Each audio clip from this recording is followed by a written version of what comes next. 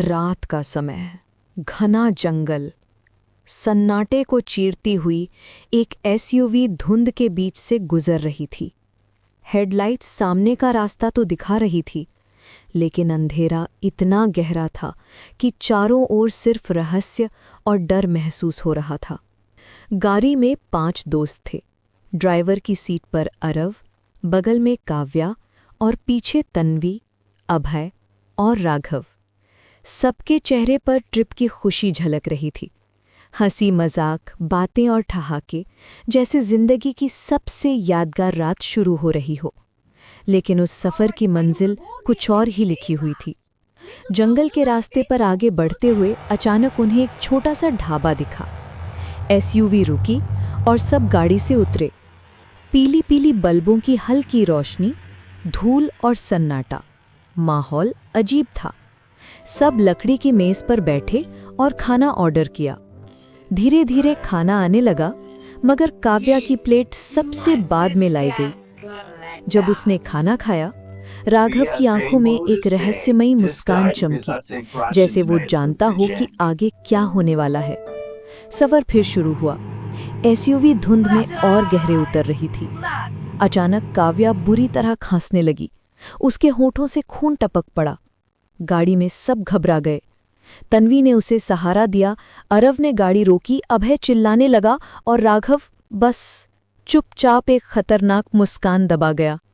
सबको लगा ये बस बीमारी है, लेकिन असली खेल शुरू हो चुका था। रात गहरी हो चुकी थी जब वे होटल पहुंचे। बाहर चांदनी में पुरानी इमारत सिहरन पैदा कर रही थी।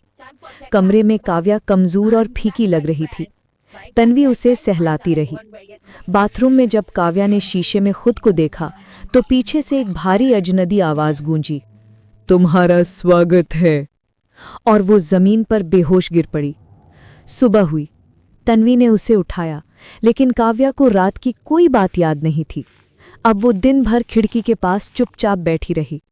उसके चेहरे पर अजीब खामोशी, आंखों में गहराई और शरीर में अजीब सिहरन थी। दोस्तों को लगने लगा कि कुछ गलत है।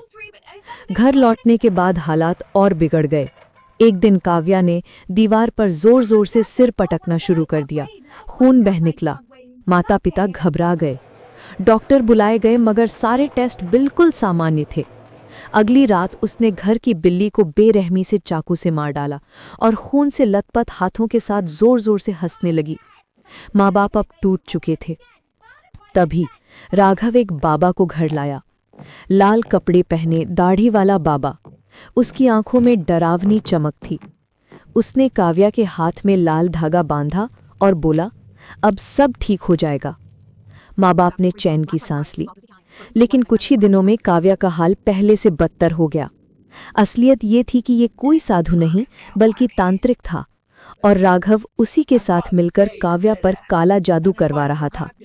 हताश सुमित्रा, काव्या की मां रोती बिलखती, एक असली सिद्ध बाबा के पास पहुंची। मंदिर की शांति में बैठे बाबा ने कहा, तुम्हारी बेटी पर गहरा काला साया है। इसे तोड़ने का एक ही तरीका है। अमावस्या की रात शमशान में यज्ञ करना होगा। चाहे कैसी भी परछाई आए, तुम हिलना मत, उठना मत। अमावस्या की रात शमशान में यज्ञ शुरू हुआ। चारों तरफ धुआं, जलती लकड़ियों की गंध और हवा में अजीब सरसराहट। अग्निकुंड में आग जल रही थी। बाबा मंत्रोच्चार कर रहे थे। सुमित्रा आंखें बंद करके बैठी थी। अचानक चारों ओर से काले साए उठने लगे। हवा और तेज हुई। फिर काव्या की ही शक्ल सामने आई। आंसू भरी आंखों से चिल्लाई, माँ, मुझे बचा लो। सुमित्रा का दिल पिघलने लगा। लेकिन बाबा गरजे, ये तुम्हारी बेटी नहीं है, ये वही काला साया है। आंसू रोकते हुए मां स्थिर बैठी रही। मंत्र और तेज हुए। अग्नि का रंग नीला हुआ। काले साए चीखते हुए राख में बदलने लगे। पूरा शमशान कांप रहा था। अंततः सन्नाटा छा गया। बाबा बोले, काला जादू उल्टा मोड़ दिया है। अब जिसने भी ये किया, वही इसका शिकार होगा। धीरे धीरे काव्या ठीक होने लगी। उसके चेहरे पर फिर से जीवन लौट आया। उसे कुछ याद नहीं था। लेकिन कुछ दिन बाद वो राघव के फ्लैट पर पहुंची। दरवाज़ा आधा खुला था। अंदर अंधेरा और सड़ंद। कमरे में गंदगी फैली थी। और जमीन पर पड़ा था राघव का सड़ा हुआ शव। उसका लालच, उसकी साजिश उसी की मौत बन चुकी थी।